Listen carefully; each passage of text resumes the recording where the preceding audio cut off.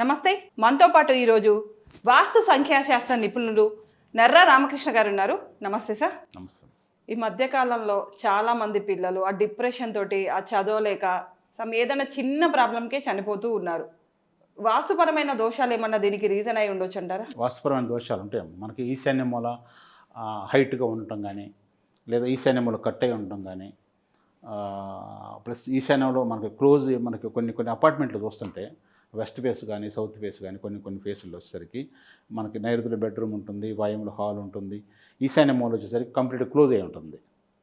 ఎందుకంటే అక్కడ బాల్కనీ లేకపోతే డోర్లు అనేది పెట్టరు. బాల్కనీ కూడా ఏంటంటే ఇప్పుడు అపార్ట్మెంట్ వచ్చేసరికి ఈ కల్చర్లో వచ్చేసరికి వాళ్ళు కమర్షియల్గా చూసుకుంటారు అంతా.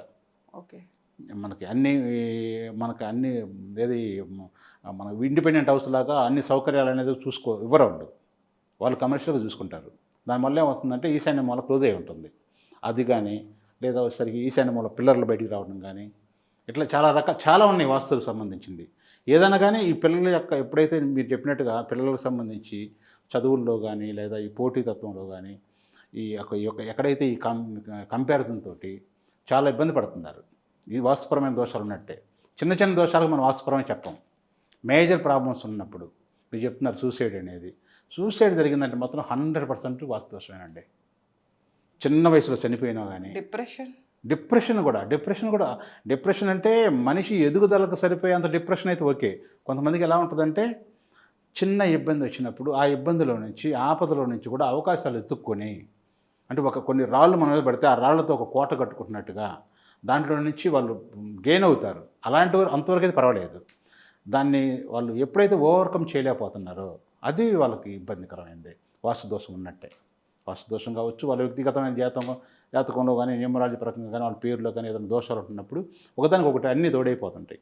అంటే ఎప్పుడైతే వాళ్ళకి న్యూమరాలజీ ప్రకారంగా కానీ జాతకంలో కానీ తేడాలు ఉన్నప్పుడు వాళ్ళు అలాంటి వాస్తుపరమైన ఇంట్లోనే ఉండగలుగుతారు. వాళ్ళు ఈ రెండు ఒకేసారి మీద పడేసరికి వాళ్ళు ఇంకా ఒత్తిడి ఎక్కువైపోయి ఉంటుంది. 10 కేజీలు మోయగలిగే మనిషికి 15 కేజీలు పెడితే ఎలా ఉంటుంది చెప్పండి? 20 కేజీలు పెడితే ఇంకా ఎలా ఉంటుంది? అందుకని ఎప్పుడు కూడా మనిషికి ఒక బరువు అనేది ఆ మనిషి తగ్గ స్థాయిలో ఉంటే ఓకే. లేదా 10 మోయగలిగే వాడికి 11 కేజీలు వచ్చి అక్కడి నుంచి చిన్న చిన్నగా మనకి ఆ జిమ్ముల్లో కనుక లిఫ్ట్ చేసినట్టుగా 1 by 1 అలా ఉంటుంటే ఆ మనిషి ఎదగడానికి ఉపయోగపడుతుంది. ఒకేసారి మీద వచ్చి పడితే దాంట్లో నుంచి బయటికి రావాలంటే చాలా కష్టం కదా. అట్లాంటి పరిస్థితులు ఉన్నవాళ్ళు చిన్నపిల్లలు కావచ్చు, ఆడవాళ్ళు కావచ్చు, లేదా ఒక ఏజ్ వచ్చిన తర్వాత అయినా వాళ్ళు చేసే వృత్తిలో కావచ్చు, వ్యాపారంలో కావచ్చు, అధిక ఒత్తిడి కనుక వచ్చింది అంటే మాత్రం దానికి వాస్తుపరమైన కారణాలు ఉన్నట్టే.